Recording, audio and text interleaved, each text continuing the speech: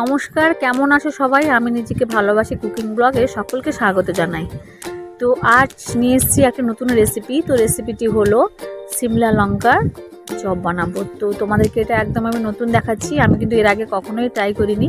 তো এটা add first করছি একদম, তো কেমন হবে জানি না। তো তার জন্য আমি এই 5-6টা সিমলা লঙ্কা নিয়ে নিয়েছি। এইভাবে মাঝখান থেকে চিড়ে নিয়ে তারপর আমি আলুতে ধনিয়া গুঁড়ো, জিরে গুঁড়ো, লঙ্কা গুঁড়ো, হলুদ গুঁড়ো, লবণ সমস্ত কিছু দিয়ে ওই লঙ্কার মাঝখানে যেটা কেটে দিয়েছিলাম তার মধ্যে পুরটাকে ঢুকিয়ে নিয়ে আমি পরপর রেডি করে রাখবো।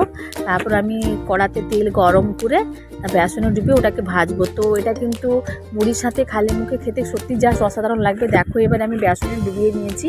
তো বেসনে ডুবিয়ে নিয়ে তেলটা এদিকে গরম হয়ে গেছে, তারপর আমি তেলে এক এক করে দিয়ে দিলাম। এদিকে ভালো করে এপিট এপিট করে ভেজে নিতে হবে, কারণ লঙ্কাটাকে একটু সেদ্ধ করতে দিতে হবে। দেখো আমার তৈরি হয়ে গেছে সিমলা লঙ্কার চপ। আমার কিন্তু এটা খেয়ে আজকে খুব ভালোই লাগলো। তোমাদের যদি ভালো লেগে থাকে তো